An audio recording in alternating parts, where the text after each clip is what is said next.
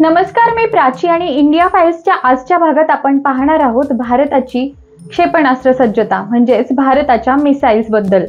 अवकाश संशोधन क्षेत्रातील लष्करी कामगिरीसाठी उपयोगी पडणारी महत्त्वाची गोष्ट म्हणजे क्षेपणास्त्र। क्षेपणास्त्र म्हणजेच मिसाइल्स, त्याच्याविषयी जनमानसात नेहमीच कुतूहल असतं।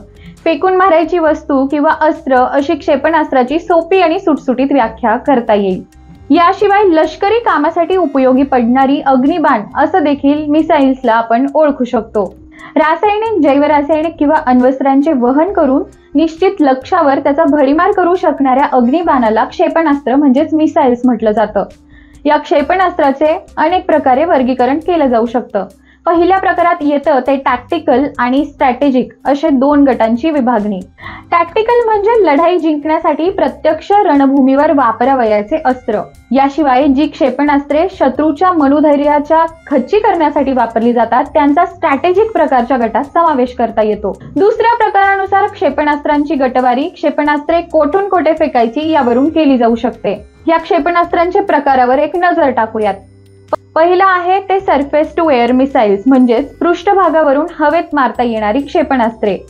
दुसरं आहे एअर टू एअर मिसाइल्स म्हणजेच हवेतून हवेत मारा करणारी क्षेपणास्त्रे।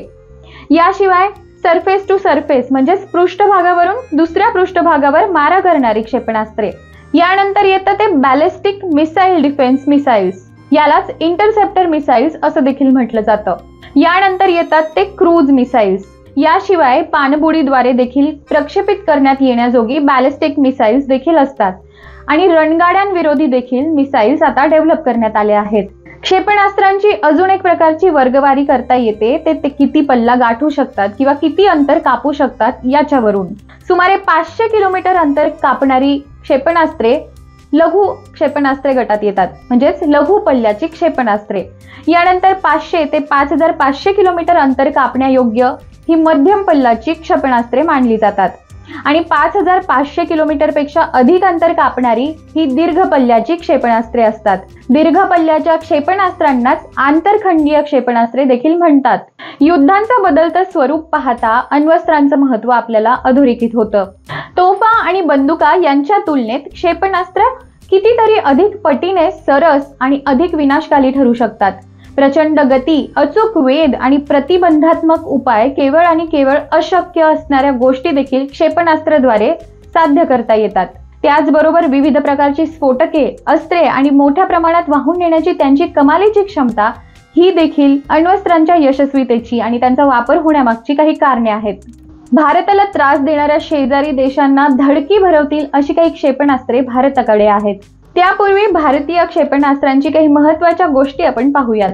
1983 मध्ये integrated guided missile development program launch करण्यात आलं। त्रिशूल, आकाश, नाग, पृथ्वी आणि अग्नी 1 या मिसाइल्स प्रणाली देशात तयार करण्याचं हे या कार्यक्रमाचं उद्दिष्ट होतं। वर नमूद केलेल्या मध्यवर्ती पल्ल्याच्या सरफेस टू सरफेस मारा करणाऱ्या या मिसाइल्स होत्या। टेसी थॉमस यांना भारताची मिसाइल वुमन म्हटलं जातं। अग्नी 4 या मिसाइलच्या डेव्हलपमेंटमध्ये प्रकल्प संचालक म्हणून टेसी थॉमस यांनी DRDO अंतर्गत काम पाहिलं होतं। पृथ्वी हे 1 स्टेज लिक्विड प्रपल्शन इंजिन देशाचे पहिले सरफेस टू सरफेस मारा करणारे मिसाइल आहे। आता आपण माहिती घेऊया भारताच्या काही महत्त्वाच्या मिसाइल्स बद्दल। अग्नी 5 हे शत्रूच्या उरात धडकी भरवणारं मिसाइल आहे। अग्नी 5 क्षेपणास्त्र रात्री देखील हल्ला करण्यास सक्षम असून तब्बल 5000 किलोमीटर पेक्षा अधिक दूरचे लक्ष्य भेदण्याची ताकद अग्नी 5 मध्ये आहे। पृथ्वी 2 अण्वस्त्र वाहून नेण्याची क्षमता असलेल्या पृथ्वी 2 या क्षेपणास्त्राचा पल्ला सुमारे 350 किलोमीटर इतका आहे। DRDOच्या एकात्मक क्षेपणास्त्र विकास कार्यक्रमाअंतर्गत हे तयार करण्यात आलं होतं। ब्राह्मोस मिसाइल, ब्राह्मोस मिसाइलची नुकतीच यशस्वी चाचणी करण्यात आली होती। नौदलाची युद्धनौका INS मुरगाव वरून या मिसाइलचं यशस्वी प्रक्षेपण करण्यात आलं होतं। 700 किलोमीटर पर्यंतचा पल्ला ही मिसाइल गाठू शकते। अग्नी 4 हे अण्वस्त्र वाहून नेण्याची क्षमता असलेलं आंतरखंडीय क्षेपणास्त्र आहे। अग्नी 4 चा पल्ला 4000 किलोमीटर आहे। क्षेपणास्त्राची लांबी 20 मीटर तर वजन 17 टन इतका आहे। पाकिस्तान व चीन मध्ये अवघ्या 20 मिनिटात पोहोचण्याची या क्षेपणास्त्राची क्षमता आहे। शौर्य मिसाइल, शौर्य मिसाईल जमिनीवरून जमिनीवर मारा करण्याची आणि अण्वस्त्र वाहून नेण्याची क्षमता ठेवतं। हे एक बॅलिस्टिक क्षेपणास्त्र आहे आणि 700 किलोमीटर पर्यंत या क्षेपणास्त्राची रेंज आहे। आकाश मिसाईल। आकाश मिसाईल हा प्रोजेक्ट सुरू झाल्यानंतर 2015 मध्ये 3 दशकांनंतर लष्करात दाखल करण्यात आली होती। स्वदेशी बनावटीच्या या मिसाईलमध्ये 25 किलोमीटरच्या टप्प्यात शत्रूची हेलिकॉप्टर्स, विमाने आणि निर्मनुष्य विमाने पाडण्याची देखील क्षमता आहे। नाग मिसाईल। DRDOने विकसित केलेले ही मिसाईल 4 किलोमीटर रेंज असलेलं एक मिसाईल आहे। शिवाय ते खांद्यावरून सुद्धा डागता येतं। हे एक रणगाडा विरोधी क्षेपणास्त्र आहे। यामुळे चीनचे रणगाडे भारताच्या रेंजमध्ये आले आहेत। अस्त्र मिसाईल। अस्त्र मिसाईल सुमारे 80 ते 110 किलोमीटर मधील लक्ष्याचा भेद घेऊ शकतं। हे क्षेपणास्त्र हवेत 20 किलोमीटर पर्यंतच्या उंचीपर्यंत प्रभावी ठरतं।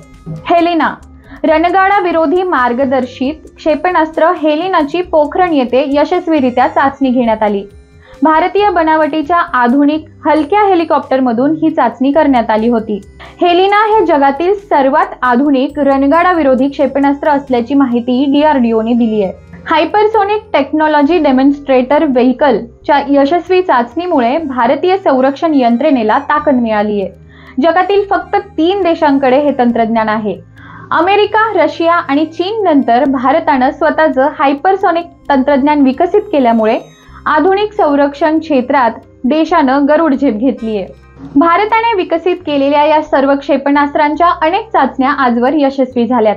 यापैकी बरीच क्षेपणास्त्र ऑलरेडी लष्करी ताफ्यात सामील आहेत आणि उर्वरित काही नजीकच्या भविष्यकाळात लवकरच लष्कराच्या ताफ्यात सामील होतील।